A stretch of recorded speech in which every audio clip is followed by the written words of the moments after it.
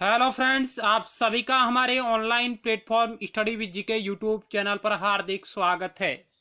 तो आज की हमारी चर्चा का विषय रहेगा, हमारी जो प्रश्नोत्तर सीरीज चल रही है उसका पार्ट नंबर 16 आपके समक्ष है। राजनीति विज्ञान के 1000 महत्वपूर्ण प्रश्नोत्तर सीरीज, उसका पार्ट नंबर 16 जिसके बारे में आज हम बात करेंगे, जिसमें महत्वपूर्ण सवालों के बारे में चर्चा करेंगे। तो आइए शुरुआत करते हैं। यह प्रश्नोत्तरी सीरीज आगामी प्रतियोगी परीक्षाओं की दृष्टि से आपके लिए बेहद महत्वपूर्ण है। Political science subject, NTA, NET, SET, TGT, PGT, DSSB, MA, entrance test, PhD, MPhil इत्यादि इत्यादि। पहला सवाल आपकी स्क्रीन पर रहा है। ये आप बाकी पार्टों को भी देख सकते हैं। स्टडी विद जीके की प्लेलिस्ट पर विजिट करिएगा। हमारे YouTube channel study with GK की प्लेलिस्ट पर जाइएगा, जहां आपको राजनीति विज्ञान विषय पर आधारित महत्वपूर्ण प्रश्नोत्तरी सीरीज प्लेलिस्ट वाइज मिल जाएगी। यदि आपको हमारे द्वारा किया जा रहा प्रयास अच्छा लग रहा हो तो आप इसे लाइक करें और अपने मित्रों के साथ भी शेयर जरूर करिएगा, जो भी आपके पास study related group, WhatsApp, Facebook, Telegram इत्यादि इत्यादि। पहला सवाल, भारत में नागरिक सेवा की भर्ती किसकी सिफारिशों पर आधारित है? Montagu Chelmsford, Morley Minto, Paul H Appleby report, Lord Macaulay report. Bharat में नागरिक सेवा की भर्ती किसकी सिफारिशों पर आधारित है? एक नंबर सवाल का क्या होगा राइट आंसर, आप गैस करिएगा। तो ऑप्शन डी राइट होगा। लॉर्ड मेकाले जो रिपोर्ट आई उस पर आधारित है भारत में नागरिक सेवा की भर्ती की सिफारिश से, लॉर्ड मेकाले समिति के आधारित। ऑप्शन डी राइट होगा। चलते हैं नेक्स्ट सवाल की ओर। आपकी स्क्रीन पर रहा ये 2 नंबर सवाल, भारत में आकस्मिकता निधि किसके अधिकार में रखी गई है? यानी भारत में आकस्मिकता निधि किसके अधिकार में रखी गई है? प्रधानमंत्री, राष्ट्रपति, वित्त मंत्री, गृह मंत्री। क्या होगा 2 नंबर सवाल का राइट आंसर, आप गैस करिएगा। बहुत इजी सवाल है। ऑप्शन बी राइट होगा, राष्ट्रपति के अधिकार में रखी गई है आकस्मिकता निधि। Option B right. Next 3 number सवाल आपकी स्क्रीन पर रहा ये, निम्नलिखित सिद्धांतों के प्रकट होने का सही क्रम क्या है? यानी इन सिद्धांतों का कालानुक्रम आपको व्यवस्थित करना है, कालक्रम में व्यवस्थित करना है। निर्णय सिद्धांत, मानवीय संबंध सिद्धांत, क्लासिकल सिद्धांत, सार्वजनिक विकल्प सिद्धांत। इन सिद्धांतों का निर्माण नो के कालक्रम के अनुसार आपको व्यवस्थित करना है। कूट आपके समक्ष रहे ए, बी, सी और डी।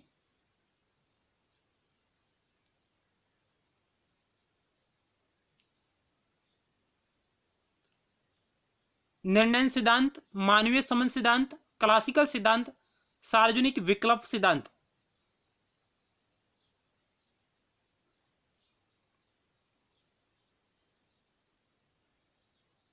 ऑप्शन बी राइट होगा। सबसे पहले क्लासिकल सिद्धांत, उसके बाद में मानव संबंध सिद्धांत, और उसके बाद में निर्णय सिद्धांत, और अंतिम होगा आपका सार्वजनिक विकल्प सिद्धांत या लोक चयन सिद्धांत।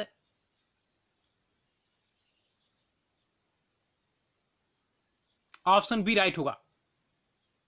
मानव संबंध सिद्धांत, मानव संबंध सिद्धांत से जुड़े हुए हैं एल्टन मेयो।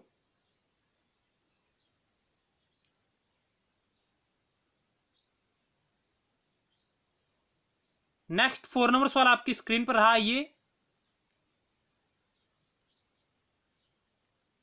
निम्नलिखित में से किस वाद में भारतीय सर्वोच्च न्यायालय ने कहा कि मौलिक अधिकार और राज्य के नीति निर्देशक सिद्धांत दोनों समान रूप से महत्वपूर्ण हैं और एक को दूसरे के लिए त्याग नहीं किया जा सकता?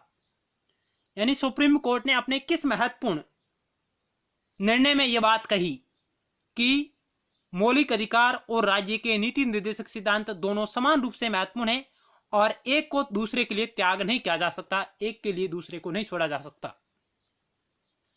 एच आर बोमई बनाम भारत संघ, बालाजी बनाम मैसूर राज्य, मिनर्वा मिल्स बनाम भारत संघ, A.K. गोपालन बनाम मद्रास राज्य।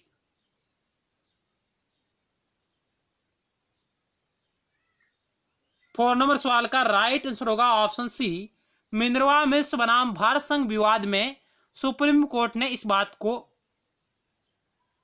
रेखांकित किया था। ऑप्शन सी राइट होगा। आप कमेंट बॉक्स के माध्यम से बताइएगा कि मिनर्वा मिल्स बनाम भारत संघ विवाद का निर्णय कब आया, SR बोमई बनाम भारत संघ का निर्णय कब आया, और A.K. गोपालन बनाम मद्रास राज्य का निर्णय कब आया। कमेंट बॉक्स के माध्यम से आप बताइएगा। ऑप्शन सी राइट है। नेक्स्ट 5 नंबर सवाल आपकी स्क्रीन पर रहा, ये निम्नलिखित में से कौन सा कालानुक्रमिक क्रम में व्यवस्थित है। आपको यहाँ कुछ केंद्र राज्य संबंधों पर आधारित रिपोर्ट दी गई है, कुछ प्रस्ताव दिए गए हैं, कुछ संकल्प दिए गए हैं केंद्र राज्य संबंधों से संबंधित।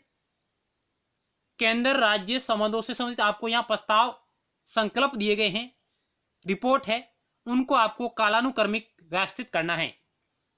आनंदपुर साहिबा प्रस्ताव, राजमनार समिति रिपोर्ट, पश्चिम बंगाल सरकार का ज्ञापन या मेमोरेंडम, सरकारी आयोग की रिपोर्ट। किस प्रकार ये कालक्रम में व्यवस्थित होंगे। ऑप्शन आपके समक्ष रहे A, B, C और D। आप वीडियो को रोककर भी आसानी से प्रश्नों का उत्तर गैस कर सकते हैं।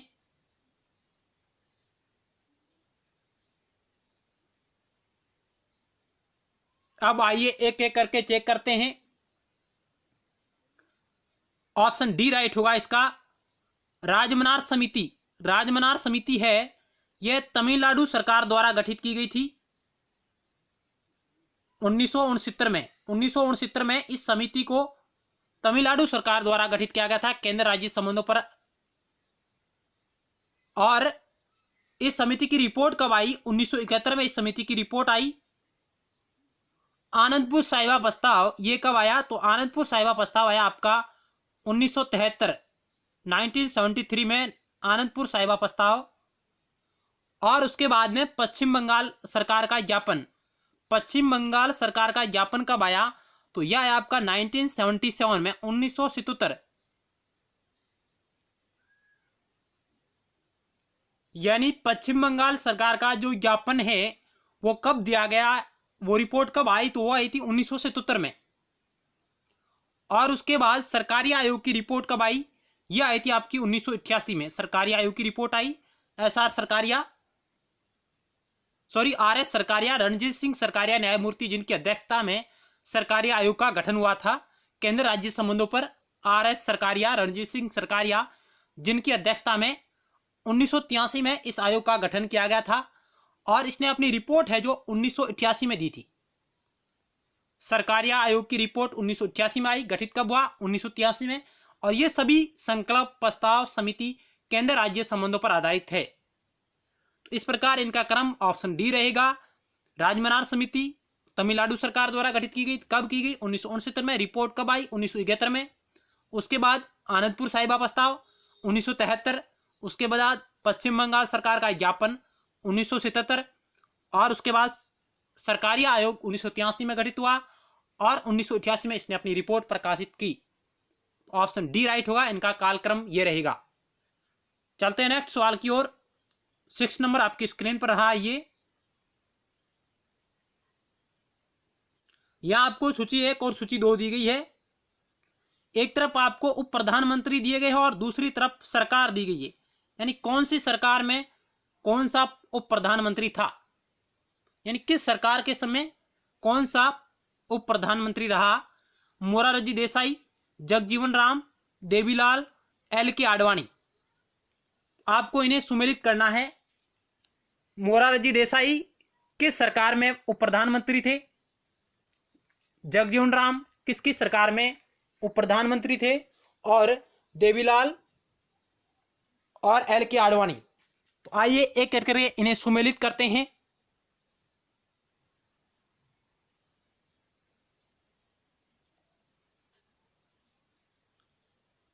ऑप्शन ए 2 से सुमेलित होगा। मोरारजी देसाई कांग्रेस सरकार में उप प्रधानमंत्री थी।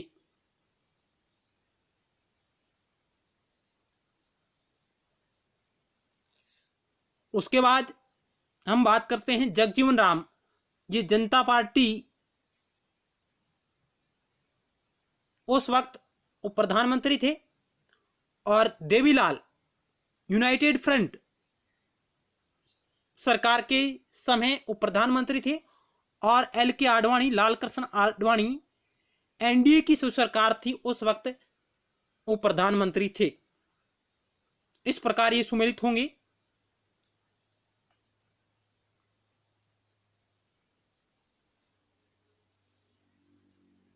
चलते हैं नेक्स्ट सवाल की ओर। 7 नंबर आपकी स्क्रीन पर रहा। ये राज्य पुनर्गठन आयोग 1953 का सदस्य निम्नलिखित में से कौन नहीं था। यानी राज्य पुनर्गठन आयोग का गठन 1953 में हुआ।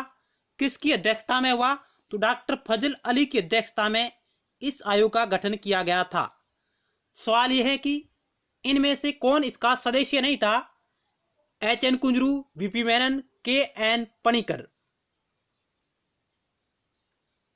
7 नंबर सवाल का राइट आंसर होगा ऑप्शन सी, वीपी मेनन है जो इसके सदस्य नहीं थे, जबकि फजल अली, डॉक्टर फजल अली की अध्यक्षता में गठित हुआ था। एच.एन. कुंजरू और के.एम. पणिकर है जो इसके सदस्य थे। चलते हैं नेक्स्ट सवाल की ओर। 7 नंबर आपकी स्क्रीन पर रहा।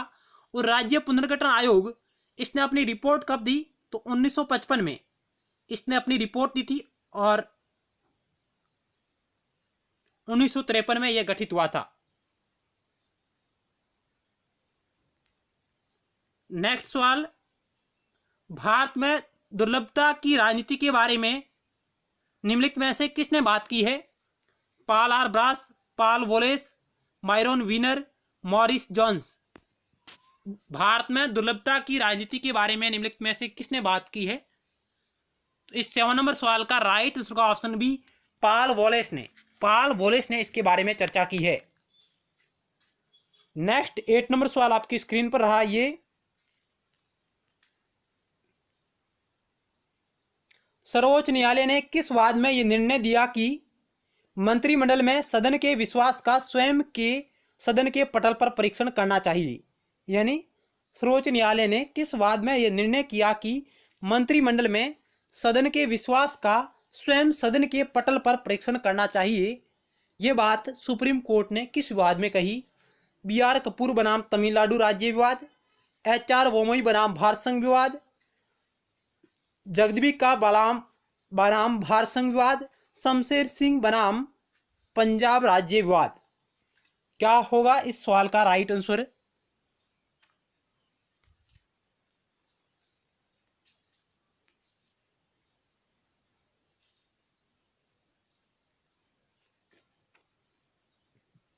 एट नंबर सवाल का ऑप्शन बी राइट होगा। एस.आर. बोमई बनाम भारत संघ विवाद था, उसमें सुप्रीम कोर्ट ने यह निर्णय दिया था 1994 में, 1994 में।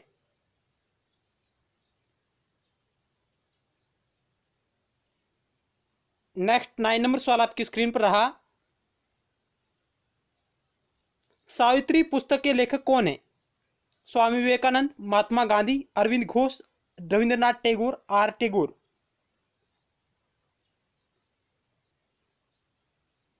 ऑप्शन सी राइट होगा, अरविंद घोष है जो सावित्री पुस्तक के लेखक है। नेक्स्ट 10 नंबर सवाल आपकी स्क्रीन पर रहा। ये एक बार प्रभु को प्रवेश करने दिया जाता है तो मानव की संप्रभुता का अंत हो जाता है, यह किसने कहा?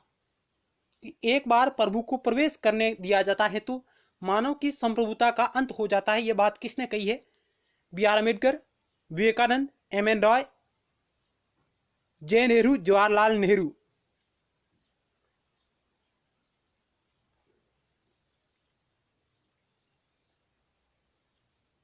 टेन नंबर सवाल का ऑप्शन सी राइट होगा, एम.एन. राय ने यह बात कही है। एम.एन. राय जो नव मानववाद के प्रवक्ता है, न्यू ह्यूमनिज्म थ्योरी दी है एम.एन. राय ने, इनके द्वारा यह बात कही गई है। नेक्स्ट 11 नंबर सवाल आपकी स्क्रीन पर रहा। ये किसने कहा है आदमी वही होता है जो वह खाता है? Hobbes, Engels, Lenin, Feuerbach.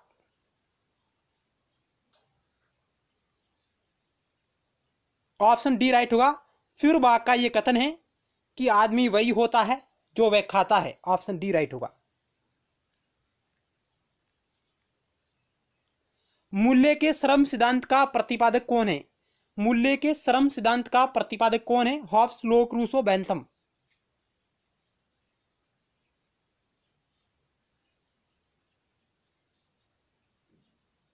Option B right होगा। जॉन लोक ने यह बात कही है।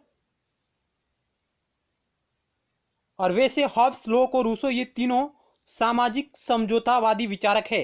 बेंथम उपयोगितावाद से संबंधित है। अधिकतम व्यक्तियों का अधिकतम सुख पर बल देता है बेंथम मौध्य।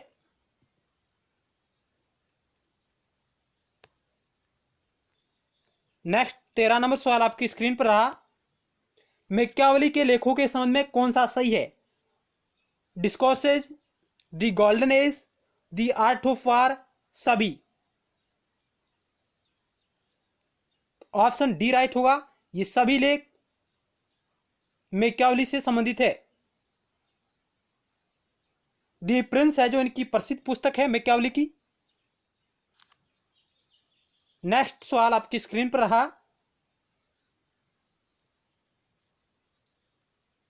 14 नंबर सवाल। निम्नलिखित कथनों पर विचार कीजिए। आपको दो कथन दिया गया है और फिर आपको सही कथन का चयन करना है। कथन पहला कह रहा है कि अनुच्छेद 352 के अंतर्गत राष्ट्रीय आपात के समय केंद्र को यह शक्ति है कि वह किसी भी विषय पर राज्य सरकार को निर्देश दे सके। कथन दो कह रहा है कि अनुच्छेद 356 के द्वारा राष्ट्रपति शासन के दौरान राज्य की सरकार बर्खास्त की जा सकती है और उस राज्य की संपूर्ण प्रशासनिक शक्ति केंद्र के अधीन होती है। उपयुक्त कथनों में से कौन सा कथन सही है? केवल एक, केवल दो, पहला और दूसरा दोनों, न तो एक न ही दो।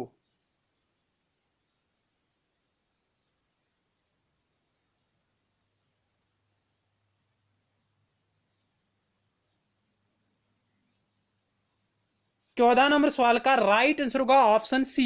ये दोनों कथन बिल्कुल सही है कि अनुच्छेद 352 के अंतर्गत राष्ट्रीय आपात के समय केंद्र को यह शक्ति है कि वह किसी भी विषय पर राज्य सरकार को निर्देश दे सकती है और अनुच्छेद 356 के द्वारा राष्ट्रपति शासन के दौरान राज्य की सरकार बर्खास्त की जा सकती है और उस राज्य की संपूर्ण प्रशासनिक शक्ति केंद्र के अधीन हो जाती है। यह बात भी बिल्कुल सही है।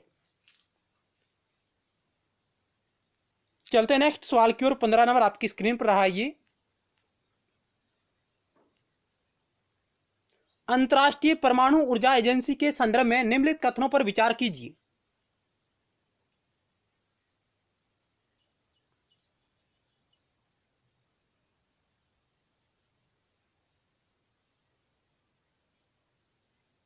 अंतर्राष्ट्रीय परमाणु ऊर्जा agency, international atomic energy agency.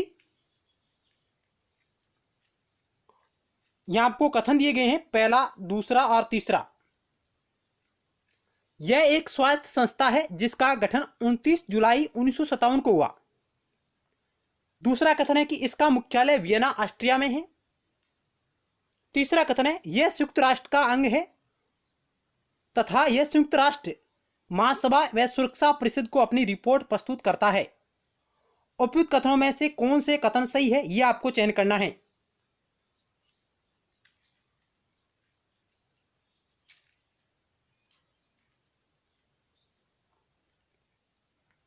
क्या होगा 15 नंबर सवाल का राइट आंसर? आप गैस करिएगा उत्तर को। अंतर्राष्ट्रीय परमाणु ऊर्जा एजेंसी के संदर्भ में कौन से कथन सही है?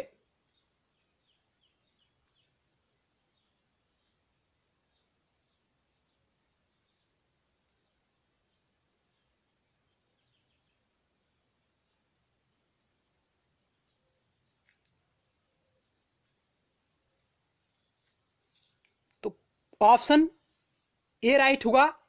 केवल पहला और दूसरा सही है, तीसरा गलत है। तो गलत क्यों है? क्योंकि यह संयुक्त राष्ट्र का अंग है, अंग नहीं है। यह संयुक्त राष्ट्र का एक अभिकरण है, एक एजेंसी है। यहां तक यह बात गलत है कि यह अंग है, अंग नहीं है। संयुक्त राष्ट्र संघ के केवल 6 अंग है जिनमें ये शामिल नहीं है। यह एक इसकी एजेंसी है, अभिकरण है, निगम है, कह सकते हैं आप।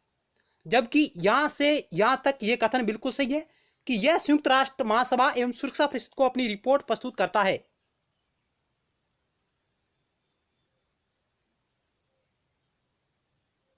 यह संयुक्त राष्ट्र महासभा एवं सुरक्षा परिषद को अपनी रिपोर्ट प्रस्तुत करता है। यह बात यहां से यहां तक बिल्कुल सही है। लेकिन यह संयुक्त राष्ट्र का एक अभिकरण है, एक एजेंसी है, न कि अंग। और वर्तमान में इसके सदस्य राष्ट्र कितने हैं? तो सदस्य राष्ट्रों की बात करें तो इसके सदस्य राष्ट्र 35।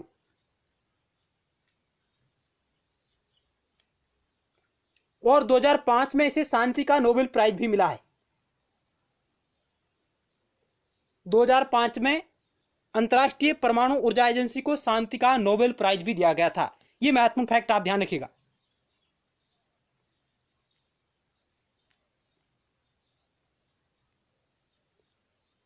मिल ने लोकतंत्र एवं प्रतिनिधि शासन के बारे में अपने विचार मुख्यतः किस कृति में प्रकट किए हैं? जेएस मिल,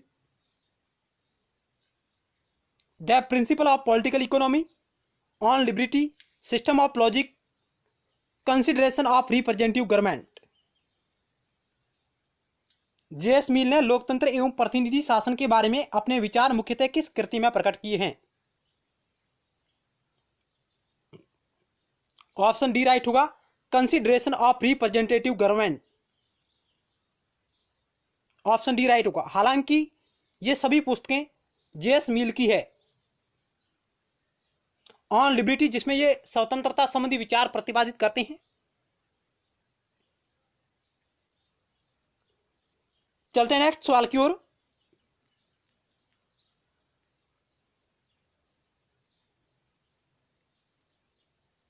सत्रह नंबर सवाल, यह आपको कथन और कारण दिया गया है।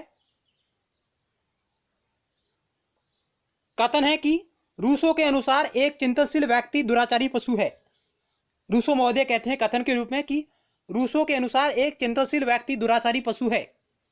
और कारण है कि समान भावनाएं जीवन को मूल्य देती है। समान भावनाएं जीवन को मूल्य देती है।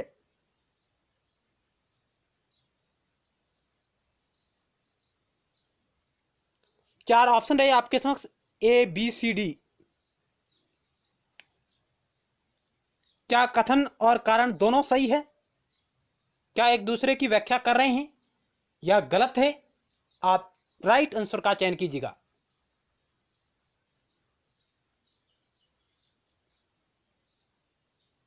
तो इस सवाल का राइट आंसर का ऑप्शन ए आर दोनों सही है और आर ए की सही व्याख्या है।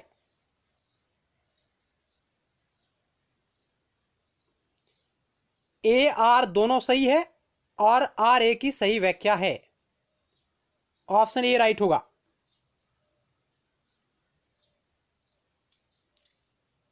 चलते हैं नेक्स्ट सवाल की ओर।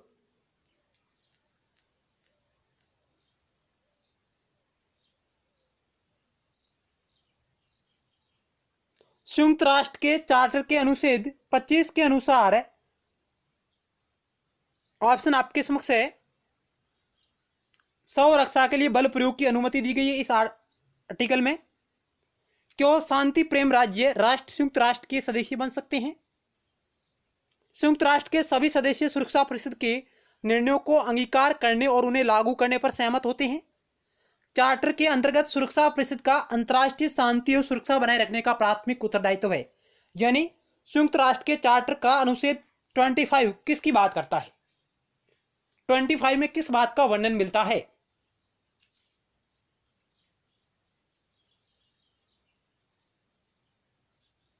इस 18 नंबर सवाल का राइट आंसर होगा ऑप्शन सी। संयुक्त राष्ट्र के सभी सदस्य सुरक्षा परिषद के निर्णयों को स्वीकार करेंगे, अंगीकार करेंगे और उन्हें लागू करने पर सहमत होते हैं। यह बात है आर्टिकल 25 में। नेक्स्ट सवाल 19 नंबर आपकी स्क्रीन पर रहा। भारतीय कानून में पूर्ण रूपेण या आंशिक से निम्नलिखित में से किसको शामिल नहीं किया गया? यानी भारतीय कानूनों में पूर्ण रूपेण या आंशिक से निम्नलिखित में से किसको शामिल नहीं किया गया? The Tokyo convention act, the Rome statute of the International Criminal Court, a anti apartheid United Nation convention act, the Geneva convention act. यानी भारत किसका पक्षकार नहीं है, ये आपको चयन करना है।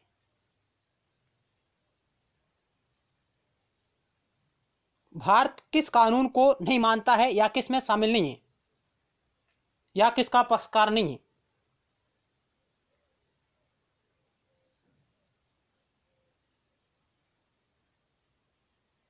19 नंबर सवाल का ऑप्शन बी राइट होगा। The Rome statue of the International Criminal Court, Bharat इसका पक्षकार नहीं है। बाकी ए, सी और डी इनका पक्षकार है, इनमें पूर्ण रूपेण से शामिल है इन कानूनों में। नेक्स्ट सवाल आपके स्क्रीन पर रहा ये,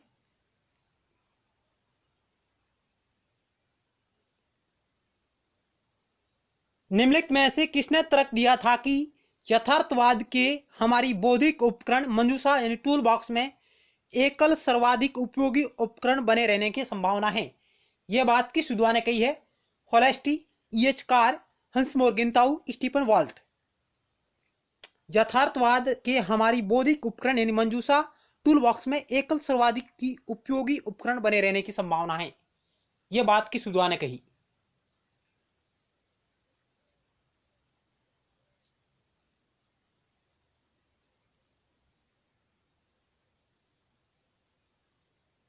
ट्वेंटी नंबर सवाल का ऑप्शन डी राइट होगा। स्टीफन वॉल्ट ने कही है। स्टीफन वॉल्ट जिन्होंने ये कथन कहा है। हंस जे मोर्गेंताउ भी यथार्थवादी विचारक है, प्रमुख यथार्थवादी विचारक हंस जे मोर्गेंताउ। तो आज की क्विज हमारी यहीं समाप्त होती है। मिलते हैं नेक्स्ट टाइम एक नए टॉपिक के साथ और महत्वपूर्ण सवालों के साथ। धन्यवाद।